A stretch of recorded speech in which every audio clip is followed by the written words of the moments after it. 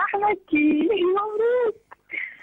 يا قد ايه الكلمة دي وحشتني. قولي تاني، قولي تاني كده، قولي والنبي ناديني تاني كده.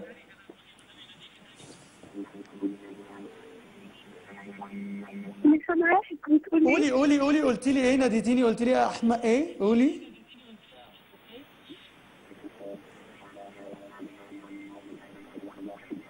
بقول لك مبروك على الطبعا ومبروك على بيبسي. وبجد انا بعرف جدا، بجد مبسوطة علشانك. انا مبسوط ان انا مخليكي مبسوطة وفخورة بيا وادعي لي. انت كويسة؟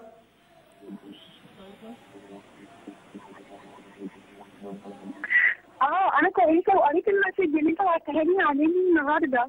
امم طيب اللي في المسج دي اقل حاجة، يعني انت عارفة ان انا عايز اقول قد ده مليون مرة يعني، بس لما ارجع هنقعد شهرين ايوه اصلا انا اتضايقت جدا علشان هي صغيرة. شهرين على التليفون، شهرين لغاية لما بقول لك اتضايقت علشان هي صغيرة. ما انا بقول لك يا حبيبي، اول لما ارجع شهرين ماسك التليفون بكلمك، شهرين ما فيش ونقفل شهرين لغايه لما شركه التليفون تقول لي يا ابني اقفل خلاص، يا ابني يا ابني انت ما بتتعبش اقفل، وانا ما فيش. شهرين بس؟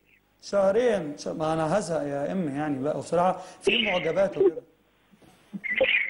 ايه ده، انا ممكن ازهق على فكرة، شهرين هزهق.